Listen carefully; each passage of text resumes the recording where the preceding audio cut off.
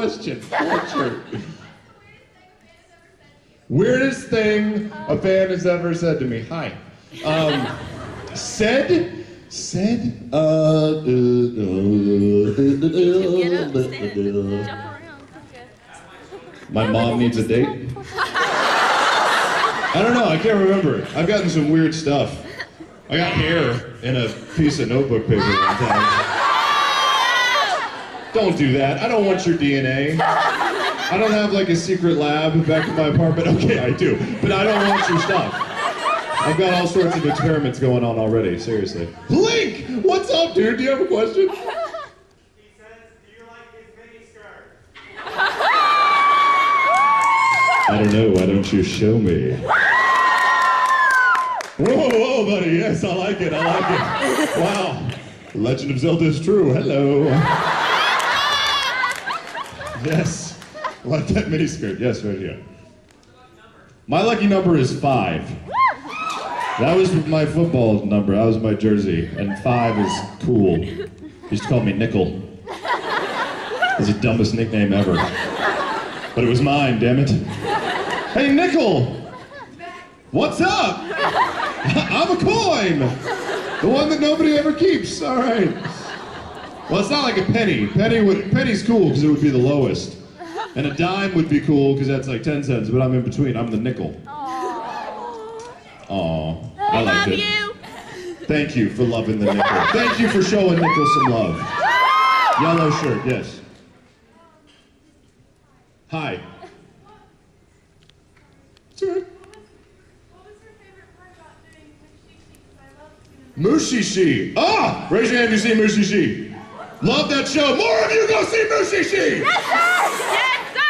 It has to be one of the most beautifully, artistically rendered shows I've ever done. It is amazing to watch, amazing to listen to. Great story.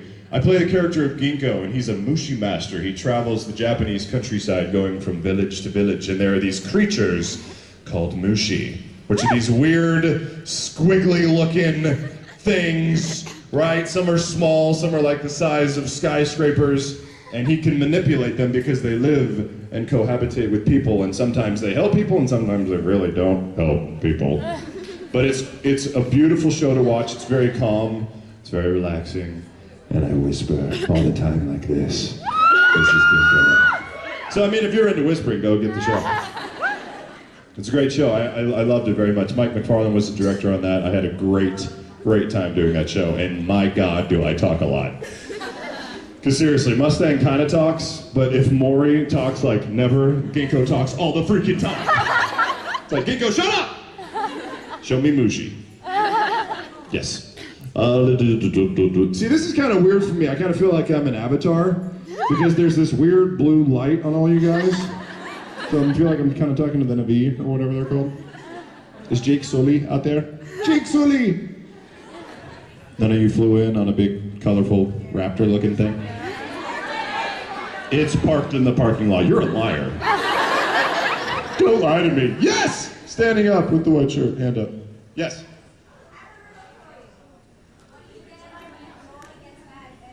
What do you get when Roy gets mad at Ed? Oh no. Is that what your question was? What do you get when Roy gets mad at Ed? Is this a joke? I don't know. What do you get? Shrimp stir fry. What? I heard like 5 answers at the same time. What was your answer? Shrimp flambe.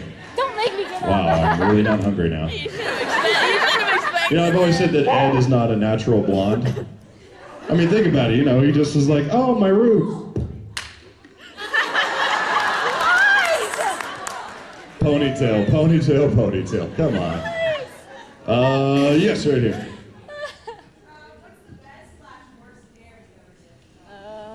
Best/worst dare. So, I did a theater production show that toured in Russia when I was in college, and we went to Moscow and St. Petersburg, and we stayed at what Russians would like to call like a 5-star resort. That basically meant we had armed guards and attacked German shepherds. Because we're Americans, and when you go overseas to a place that used to be a communist country, that can get a little freaky. And we were with a bunch of college students, and one night they dared us to run into the Volga River, which is the biggest river in Russia, but you had to do it naked. Right. Well, you know, I'm a southern guy, you know. Some of us have gone skinny dipping before. Except, funny thing, it was February in Russia. Russia's cold, man! So when you run into the Volga River in the middle of the night, and you hit something in the river 3 steps in, and you think it's a log, and you look down and it's a giant block of ice, you struggle to make it out of that river. I instantly went, and like bear crawled out onto the beach, from which they took my clothes and ran. And the only thing that saved me was the stupid, like, furry Russian hat that I had on my head. Yeah, that's right, I did that. Draw a picture of that. I don't know why I told you that.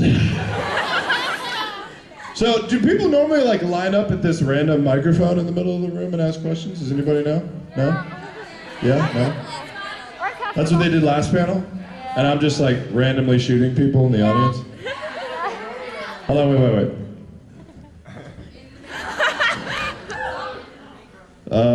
Pink here? Woo! Alright, first of all, you're amazing. Well, thanks. I know you told this story, I think, not last year, but the year before when you were here. Some of the people might know. Can you tell the pudding story? You little deviants. You're so sick. It's ridiculous. All you do is ask these weird little questions. You all know the pudding. Raise your hand if you've heard the pudding story.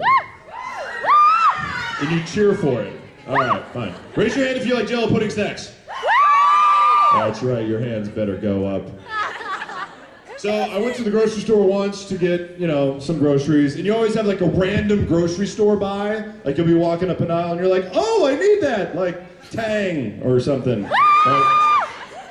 And on the shelf was a sale for Jell-O pudding snacks. I'm like, I haven't had those since I was in middle school or something. So I grabbed them, right? And we go home and we're watching a movie that night, buddy of mine. We got all the lights off in the living room, TV's going, and I want some refreshments during the movie. So I go into the kitchen and without taking my eyes off the TV, reach inside the kitchen, open the refrigerator door, kind of doing this action. Right, shut the door, grab a Jell-O pudding snack, peel the top, and in the small light that's coming from the television, you can see the top of it, and it looks a little different, but I'm hungry, right? So I grab a spoon, still watching the show, dip it in, and I can immediately tell that there is something a little different about this pudding snack. Dare I say, a little rougher? I'm like, what the? Turn on the lights, and the top of this chocolate pudding snack is solid freaking green. Oh my god! Like, threw it in the sink, right? My friend comes running in, I'm going, oh! He's like, what's the matter? Oh, dude! Like, it was in my mouth, it was in my mouth. He goes, no, you know, it's just fungus. They use that to make medicine and stuff. I'm like, ah! Pour like a bunch of lighter fluid in the sink, light it on fire. Almost set the whole building on fire. We spent the next 30 minutes staring at the rest of this pudding snack like, you bastard. You've come to assassinate me. The rest of them were fine. It was just that one pudding snack. And you know, the lid says, sealed for your protection. Yeah, bull. Don't believe the lies. Actually, yeah, we'll do a line thing, so it's not unfair. Do you want to do that like we did before and just put it on the stand? Is that cool? Go. Do not hit each other on the way to the line. I mean, if you want to, go ahead, it's cool. Mortal Kombat, fight. Finish him. Get over here. Sonic Boom. Okay, first. So what's the weirdest thing a director has ever told you? The weirdest thing the director has ever told me. I was doing a movie called Secondhand Lions once with, with Robert Duvall and Michael Caine, and we had a fight scene, and we spent like 2 weeks choreographing this fight, and on the day, Robert Duvall decided that he wanted to be in the fight, not his stunt double, which was fine, except now I'm standing across from multiple Oscar winner Robert Duvall. And as we're doing the fight, there's several things where I'm missing all the time and he keeps hitting me in the face. But it's a stunt fight, you know, it's not real. So on the day of, he calls action and he punches me dead in the face. And it's like, ow! You know, I mean, he's an older gentleman, but I'm sorry, knuckles in your nose, it hurts. So I go over to the director and I'm like, he's hitting me. And he's like, so? Like, what do you mean so? He's like, no, it's just some confusion, it's okay. It happened like 4 more times. That's a bad director. That's called miscommunication. My face doesn't like to be punched. That's right, pity me. So they paid me a lot of extra money and I was like, okay. Yes. Okay, you may not remember this, but Winter Sack Anime 2010 in January, a friend of mine came up with her friend on the phone, and she said hi. Do you remember that at all? Hell no. Oh, you're looking at her. You said like I looked like a phone and stuff, and it was hilarious. I talk to a lot of phones. Aww. Yeah, I could say yes, but that wouldn't be true. Aww. I'm sorry. Well, I'm here now, and my friend's on the phone. Say hi. Hi! Oh my God, I just heard you through the microphone. What's your name? What is it? Christina. Oh wow, you guys have really good hearing. It was like 30 people were like, Christina, duh. Hi, Christina. All right, this is weird. Bye, Christina. That was fun. Yes. Oh wow, first time seeing you in person. Okay. Now that you're doing the Full Metal Alchemist Brotherhood, how do you like that in comparison to the first series? Brotherhood in comparison to the first series. I like them both.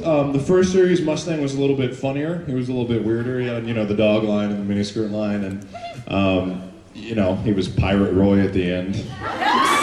Because Hawkeye shot him in the face. That's my theory, by the way, is that it wasn't that, you know, he got injured by Archer. It was that, you know, Hawkeye missed and shot him in the eyeball. And so she's got profound guilt over it. It's just my little conspiracy theory. The second one, I'm kind of crazy in the second series. I'm kind of nuts. Yeah, I like to burn things a lot. Yeah. Oh. Yes. Spoiler. Yes. Yeah. So it's a little bit darker in the second one, but I think the story is much more involved. It's a lot longer, and it's a different storyline, which, with characters that you love, is always awesome to see. May I have a hug? Can you have a hug? You get one hug. Come here.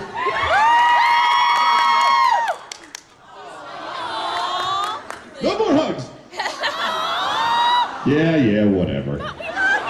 Yes. Hi.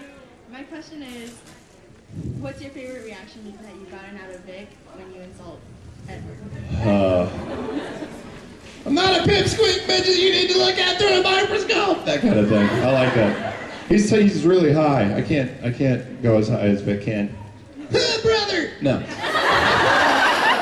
You know, I was saying for Brotherhood that I wish that I had gotten to, you know, play Al. Because then, you know, when he goes up to Ed, he could be like, brother. Teacher.